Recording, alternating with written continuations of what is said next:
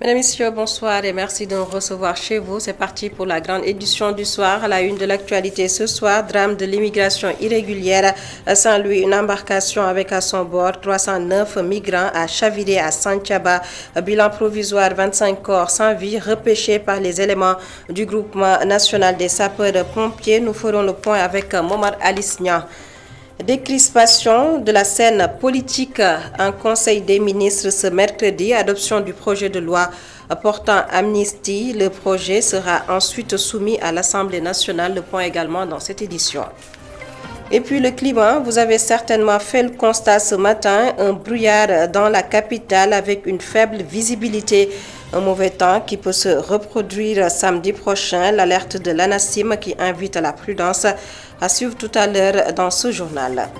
Au menu également la rubrique découverte Zoom sur la mosquée Moussanté, une des premières de la région de Thiès. Elle a été fondée en 1906. Notre guide ce soir, Isidore Alexandre Sen, notre correspondant permanent dans la région de Thiès. Voilà pour les titres. Le développement, c'est juste après ceci. Bonsoir à tous et bienvenue. Drame de l'immigration irrégulière à Saint-Louis. Une embarcation en partance pour l'Espagne avec à son bord 309 migrants a échoué à Santhiaba. Une vingtaine de rescapés et plusieurs corps repêchés. Le point avec notre correspondant Moumar Alisnia. C'est ici, sur cette plage, que le corps sans vie d'un jeune originaire du Sénégal oriental a été repêché par les populations ce matin. Il s'agit d'un candidat à l'immigration clandestine. Par la suite, les populations ont alerté les éléments du groupement national des sapeurs-pompiers qui sont venus prendre le corps pour l'amener au niveau de l'hôpital régional de Saint-Louis. C'est ce matin, quand nos pirogues se préparaient pour aller en mer, on a vu une jambe qui flottait dans l'eau. Et après, on s'est dit que ça devait être un être humain. Effectivement, nous sommes partis, on a repêché le corps et on a appelé les sapeurs-pompiers. Mais avant cela, on a regardé dans ses poches, on a trouvé une carte nationale d'identité et un permis de conduire. Donc, je peux dire que c'est un jeune qui est originaire de Tambacounda.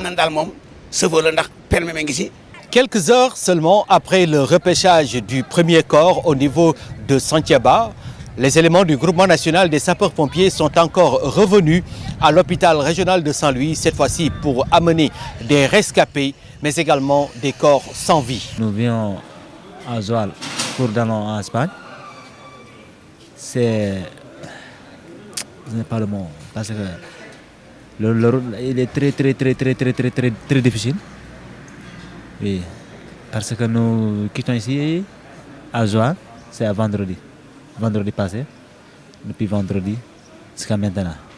Mange pas beaucoup, bois pas beaucoup, dormir même chose. Il y a des 6 femmes, et 3 petites filles. On a reçu 20 patients, dont 3 étaient en état grave et 17 blessés légers. Parmi les 3 qui étaient des blessés graves, un est finalement décédé dans le service, mais les autres sont hospitalisés dans le service. Malgré les multiples campagnes de sensibilisation, malgré les nombres élevés de disparus et de décès, l'immigration clandestine continue de faire des ravages. Aujourd'hui, plus que jamais, il urge pour les autorités gouvernementales de prendre des mesures appropriées pour éradiquer à jamais ce phénomène. Momar Alisnia, aux dernières nouvelles, le bilan a évolué. Il passe de 3 corps sans vie à 25 corps sans vie, des corps repêchés par les éléments de la Brigade nationale des sapeurs-pompiers. Nous y reviendrons également dans nos prochaines éditions plus amplement pour le bilan de cette embarcation qui a chaviré au large de Saint-Louis. Et puis, je vous l'annonçais dans les titres, décrispation de la scène politique, projet de loi d'amnistie, communiqué du Conseil des ministres. Le Conseil a examiné et adopté ce mercredi le projet de loi portant amnistie. le projet de décret modifiant le décret numéro 2020-1788 du 23 septembre 2020 portant création d'une allocation spéciale de retraite au profit des enseignants et chercheurs titulaires des universités.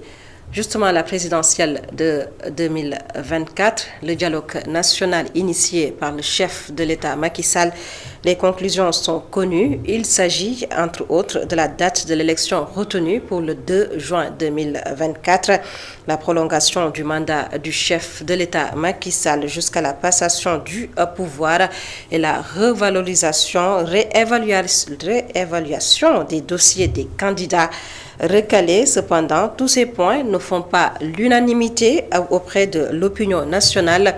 C'est un reportage réalisé par Fatimata Bintouba.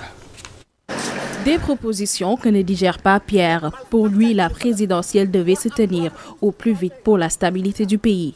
Non, je ne suis pas d'accord avec le 2 juin. Le mois prochain, je veux que le mois prochain, on va faire notre élection. Comme ça, le Sénégal sera libéré. Le dialogue, ça amène toujours des choses qui ne vont pas. Parce que c'est la politique. Le dialogue n'avait pas sa raison d'être. D'après Moustapha Kassé, la proposition sur la prolongation du mandat du président de la République est une violation de la Constitution. Parce que si le président part sans le successeur est là, il ne pourra pas savoir comment il pourra travailler. Parce qu'il faut que le président soit là. Après, ils vont passer des consignes comment il déroulait avec le pays, et celui qui va venir aussi comment il pourra faire pour travailler avec le pays, avec les esprits que le président là le sait. Pour cet habitant de Grand Dakar, il est impensable que le pays reste sans président. Georges Nour explique. À partir du 2 aussi. D'ici le 2 juin, il peut également prolonger la date, ce qui est une violation de notre constitution. Vraiment, cette situation n'est pas normale. Après les concertations, les commissions vont soumettre leurs conclusions au chef de l'État qui, par la suite, va prendre un décret pour l'organisation du scrutin. Fatimata Bintouba, le point qui concerne la réévaluation des dossiers des candidats recalés divise l'opinion des Sénégalais, approuvent au moment où d'autres pensent que c'est inopportun et parlent même d'une violation de la Constitution sénégalaise. Ils l'ont dit à Khadija Djouf dans ce reportage. Je ne suis pas d'accord. Non, la présidentielle pourrait bien se tenir avec plus de 19 candidats. L'une des commissions du dialogue ouvert par le chef de l'État propose de réexaminer les dossiers de certains candidats. Pape Faye se dit contre cet avis. Mais ce n'est vraiment pas juste. Macky Sall nous replonge encore dans le flou. Si on réintègre les candidats recalés, cela crée un problème. Ce sont les candidats déjà validés qui devraient continuer le processus électoral.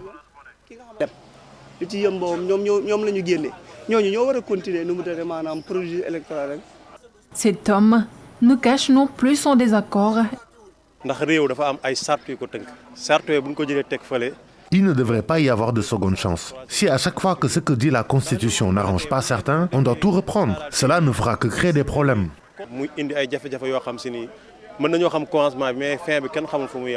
Abdou Ciss prend le contre-pied. Il valide une proposition qui, selon lui, prouve que ce pays est en état de droit. Processus bi amna ay erreur. Fiche bi amna plus de 90 000 personnes yo xamné sen tour dañ ko génné ci fiche bi. Il y avait des erreurs dans les fichiers électoraux. C'est ce qu'ils ont dit. Donc il est tout à fait normal que nous leur donnions la chance de rentrer dans le jeu. Cela prouve que ce pays est un état de droit. Wa lolou dam koy rafetlu parce que da fay woné né dëkk bi amna démocratie. Te ñun vraiment ay sénégalais lañ. Après un dialogue organisé par le chef de l'État, les recalés pourront aussi être repêchés. Une décision diversement appréciée par les Sénégalais. Khadija Djouf, nous reparlons de cette loi d'amnistie qui sera soumise à l'Assemblée nationale. Allons à la rencontre d'une famille de victimes. Momodou Cissé, décédé en juin 2023 lors des manifestations après la condamnation de Ousmane Sonko dans l'affaire Sweet Beauté. Momodou Cissé, sa famille vit la perte avec amertume. Aïssatou Kane et Augustin Mandan, reportage.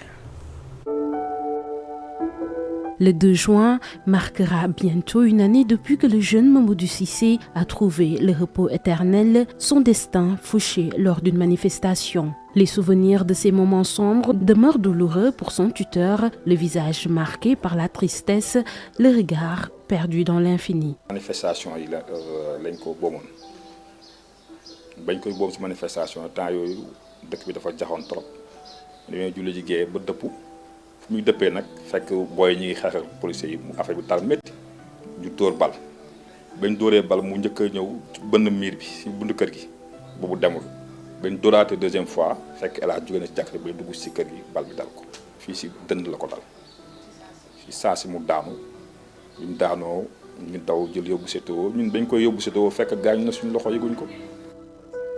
Malgré les démarches pour élucider la mort de leur fils, aucun résultat concret n'est trouvé. La loi d'amnistie du président de la République a accentué leur désarroi. ñu ngi am yaakaar parce que doon nañ fu nekk bind nañ def nañ fu nekk wax nañ lu nekk def nañ ko waaye ba tey mujjul fenn waaye man affaire boobu man d'accord ma si wax dëgg yàlla. dem nañ police dem au niveau tribunal lépp ñu déposé def enquête ñu nañ toog xaar waaye ba léegi gisaguñ résultat. man ngay amatuma si yaakaar wax dëgg yàlla. amatuma si benn yaakaar wax dëgg yàlla am na si. day nax saay du mujj fenn après bi ko xasee wote loi bi moom mooy ni ñu ko yoon mooy ñàkk nañ moom wax dëgg yàlla.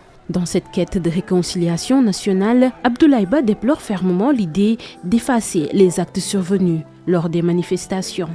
mais loolu jaaduwul du yoon bu fekkee loolu noonu lañ lay def loo admissible wala jarul ñu ko def sax kon wax dëgg yàlla jaru ko kon du mujj fenn. waaw bu ñu leen defee loolu tamit après yow ñi nga xam ne ñoom lañu rey seen doom seen nangam du mujj fenn. Pour lui, la mesure minimale qui pourrait apaiser les familles endeuillées serait au moins l'octroi de frais de compensation. Président la République ginnaaw moom moo taxoon booy di manifester wu ñi nga xam ne seen yoon newu si ñu rey leen ñi nga xam ne dañu leen rey ñëpp te seen yoon newu si dañ leen waroon identifier ñu xool ñan leen ñu seet seen waajur ñu ndàmp leen parce que seen waajur amuñ doole te hélas dafa nekk koo xam ne yaayam. moom rek moom mooy taaw moo nekkoon taaw yaayam waaw tey fekkoon tey am nañu ndàmpaay bi ñu ko jox bu ñu ko joxoon yaayam dina si mën a jëriñoo lu bëri. Cette loi d'amnistie ciblant les événements tumultueux survenus depuis 2021 est perçue comme un couteau enfoncé dans la plaie chez la famille du regretté Mamadou Cissé. Aïssatou Kane, je rappelle que le Conseil a examiné et adopté aujourd'hui le projet de loi portant amnistie. Le projet sera soumis à l'Assemblée nationale. Le président de la République, Macky Sall, justement, invite le gouvernement à mettre en œuvre des mesures d'assistance en faveur des familles des personnes décédées lors de manifestations. Décision également prise aujourd'hui en Conseil des ministres. Lutte contre les fake news et les fausses informations distillées sur les réseaux sociaux. Le directeur régional de Timbuktu Institut alerte sur le danger. Selon Bakary Samb, des formations et des séances de sensibilisation s'imposent pour lutter contre ce phénomène. D'où le sens de la rencontre de ce matin, rencontre qui a porté sur le thème enjeu de la désinformation et défi de la cohésion sociale et de la démocratie au Sahel. Je propose de suivre la réaction du directeur régional de Timbuktu Institut, Bakary Samb, au micro de Barasawa. Ce séminaire est la conclusion d'un projet sur les enjeux de la désinformation par rapport à la stabilité et à la démocratie au Sahel, que nous avons initié avec Meta, donc, que vous connaissez très bien. Donc c'est à la fin d'une série de webinaires, de réflexion avec des chercheurs, de production de connaissances, de recherche, de policy brief, pour documenter le phénomène de la désinformation qui prend de l'ampleur dans la région. Et au bout de tout ce processus, nous en arrivons aujourd'hui à ce séminaire régional qui a vu la participation d'experts et de chercheurs du Mali, du Niger, du Burkina Faso et même du Bénin et d'autres pays de la région, pour qu'ensemble, qu'on réfléchisse sur les enjeux de la désinformation, notamment dans ce contexte d'insécurité et d'instabilité dans les pays du Sahel. Alors, comment se caractérise le phénomène de la désinformation au Sahel ? Ce phénomène de la désinformation se caractérise par sa complexité. D'abord par le nombre des émetteurs. Il y a les influenceurs, il y a les médias internationaux. Tout à l'heure, un collègue a parlé du rôle des États parfois dans cette désinformation. Donc, c'est un phénomène assez complexe et qui cause des dommages, et qui cause des conflits intercommunautaires dans certains pays et qui attise des conflits qui étaient déjà là ou crée de nouveaux conflits. C'est là où c'est un danger permanent et nous devons prendre toutes les mesures nécessaires pour combattre ce fléau-là. On a parlé tout à l'heure, au début de mon intervention, de l'enjeu de la désinformation en période électorale. Les périodes électorales, très souvent, sont considérées comme des moments d'angoisse, alors que l'élection devait être considérée comme une fête de la démocratie. Et pendant ces moments-là de cristallisation des opinions, de crispation, mais aussi de circulation déloyale d'informations, de concurrence autour du sens et du pouvoir, on voit qu'il y a une accentuation du phénomène de la désinformation qui cause malheureusement certaines violences et qui véhicule des idées qui sont nocives à la démocratie et à l'esprit démocratique de manière générale. Bakary Samb, le directeur régional de Timbuktu Institute. Et puis, bonne nouvelle pour les clients des bus AFTU. Un partenariat a été noué avec Orange Money et c'est dans le cadre de la digitalisation des moyens de paiement et de l'inclusion financière des clients et travailleurs. Désormais, les clients des bus AFTU pourront payer leur ticket de transport via Orange Money. Mariam Diallo a assisté à la cérémonie de signature de convention compte rendu. Dans sa mission de digitalisation des moyens de paiement, Orange Money ne se limite plus au transfert d'argent. Il se lance également à la conquête du secteur du transport. AFTU transporte par jour plus de 1 400 000 clients. Aujourd'hui, AFTU emploie plus de 10 000 personnes. Nous avons pensé mettre en place un partenariat qui va faciliter la vie de nos clients. Comment? En leur permettant d'utiliser Orange Money pour payer les tickets de transport, donc digitaliser vraiment tout le processus de ticketing au niveau du réseau AFTU, ce qui va permettre à AFTU de sécuriser davantage ces transactions. L'idée derrière cette collaboration est de faciliter la vie aux clients et acteurs de AFTU. Ce partenariat va permettre aussi aux employés de AFTU de pouvoir en fait, bénéficier des services de maintenance à distance. Quand on parle de transport, on voit très rapidement les contraintes. Le chauffeur ne peut pas arrêter son bus, aller au niveau de MEC30, déposer de l'argent, retirer de l'argent.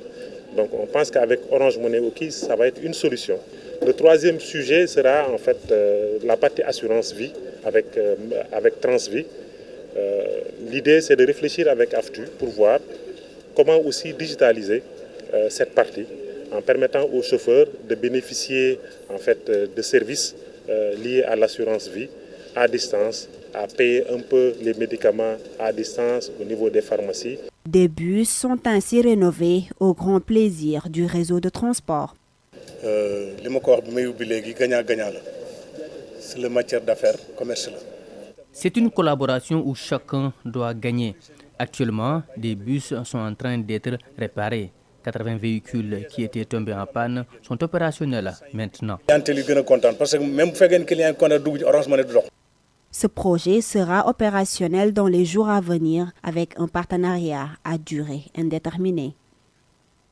Mariam Diallo, à Louga, le réseau des femmes Jigéen Rek a procédé au lancement du projet Dox And Dem, un projet dont l'objectif est d'accueillir et de prendre en charge les femmes victimes de violences sexuelles. Jigéen Rek, le réseau des femmes de Louga, est en partenariat avec l'organisation espagnole des îles Canaries. Correspondance Louga, Mam Abdou Bodjan. Le réseau des femmes de la région de Louga, Jigéen Rek, a procédé au lancement du projet Dox And Dem, objectif accueillir et prendre en charge les survivantes de violences sexuelles dans la région de Louga. On sait que les femmes, comme on dit souvent, ne sont pas en sécurité, que ce soit à Louga, à Thiès ou ailleurs, elles ne sont pas en sécurité du tout, que ce soit les femmes et les jeunes filles, donc les Ndéguémar. On a décidé de mettre cette cellule en place avec des partenariats, surtout avec le Centre des jeunes filles de Louga, qui nous permet d'accueillir d'éventuelles survivantes, des femmes qui seraient victimes de violences dans l'hébergement, pour la prise en charge de la santé, bien sûr, ça sera avec une psychologue de la santé mentale de la survivante. Et pour ce qui est de la prise en charge juridique, nous serons donc avec un avocat. Donc tout cela pour dire qu'ici au niveau de Louga, désormais nous avons la chance de pouvoir non seulement sensibiliser, mais aussi de prendre en charge en cas de besoin des femmes et des jeunes filles qui seraient éventuellement victimes de violences sexuelles. L'autre pari à réussir, c'est la mise en place d'une base de données. À Louga, on n'a pas de statistiques malheureusement. Et c'est une occasion, pendant la durée de ce projet, de faire cette étude-là sur le terrain. On a prévu de faire donc, des études qui vont permettre à ceux qui vont venir après nous ou ceux qui viendraient tout simplement à Louga pour constater ce qui se passe, d'avoir des données fiables. En partenariat avec l'organisation espagnole des îles Canaries, Arena Ilor et Silva, le projet d'Okhandem qui va être exécuté sur une durée de 9 mois a mis en place tous les moyens qu'il faut pour l'accueil et la prise en charge. Le lancement du projet Dokhandem, un projet initié par le réseau des femmes Jigen Rek de Louga. Un mauvais temps ce matin à Dakar, un brouillard a été constaté dans la capitale sénégalaise. L'Agence nationale de l'aviation civile alerte. L'ANACIM invite à la prudence, surtout pour les conducteurs. Les explications de Tidjane Djedjou, il est ingénieur prévisionniste à l'ANACIM. Au cours de cette matinée, on a noté une forte réduction de la visibilité sur l'axe Saint-Louis, Dakar et Mbour. Cette baisse de la visibilité est causée par du brouillard associé à de la poussière. Ce brouillard-là, en réalité, est causé par une forte humidité notée entre minuit et 8 heures sur les zones côtières avec un vent relativement faible. Ce brouillard s'est dissipé au courant de la journée. La météo prévoit par contre du brouillard dans la matinée du samedi.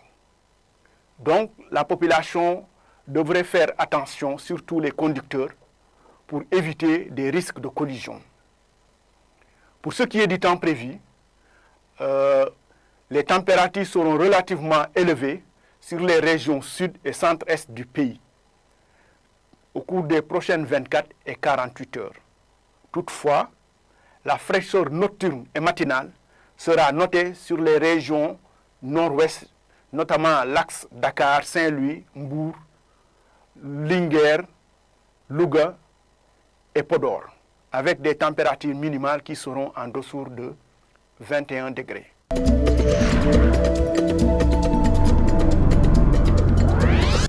La rubrique découverte à présent, elle nous mène ce soir à Thiès, la capitale du rail. Pour ce numéro, nous allons à la découverte d'une des plus anciennes mosquées de la localité, la mosquée Moussanté. Elle est fondée en 1906. Découverte, la rubrique est signée Isidore Alexandre Senna. Voici les premières images de ce lieu de culte qui deviendra la grande mosquée de Thiès, plus connue sous l'appellation mosquée Moussanté. Elle est fondée dès le début des années 1900. waxtu 1906 ñu ubbi ko 1908. Cette mosquée est fondée en 1906. Elle est devenue fonctionnelle en 1908. L'on nous a raconté que Cheikh Sadbou est passé par ici et il avait prédit l'existence d'un lieu de culte ici. De même que Serigne Pakala, qui était toujours sur son cheval, mais arrivé dans cet endroit, il descendait pour prier. mu ne ko fii dañ ma fee misaalal néegu yàlla. Cette mosquée tracée par Seydi El Hadji Malick Sy a beaucoup contribué au rayonnement de l'islam au Sénégal. D'ailleurs, elle continue à être une vitrine de l'apprentissage du Coran. ki ko rëdd nag mooy Cheikh Hadji Malick. C'est l'œuvre de Seydi El Hadji Malick Sy. Et selon nos ancêtres, Cheikh Ahmadou Bamba avait dépêché une forte délégation qui était venue avec beaucoup de juments. Je parle sous le contrôle de Mam Adama Ndiour, khalife de Tafsir Cheikh Mor Ndiour, paix à son âme. Je parle aussi sous le contrôle de tous ces érudits qui se sont succédés ici.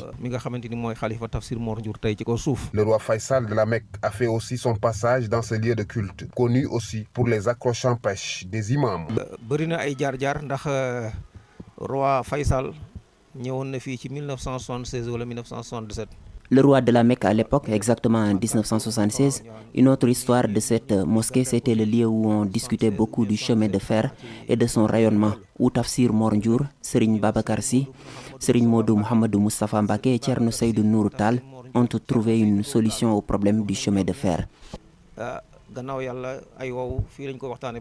La mosquée Moussanté est le lieu privilégié de différentes personnalités de la capitale du rail. À l'occasion des grandes fêtes musulmanes, politiques et autres hommes publics viennent se recueillir ici.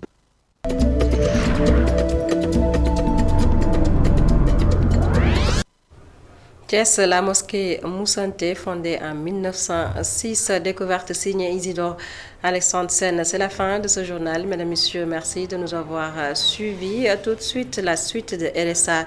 Retour sur l'actualité avec Baba Ndiaye.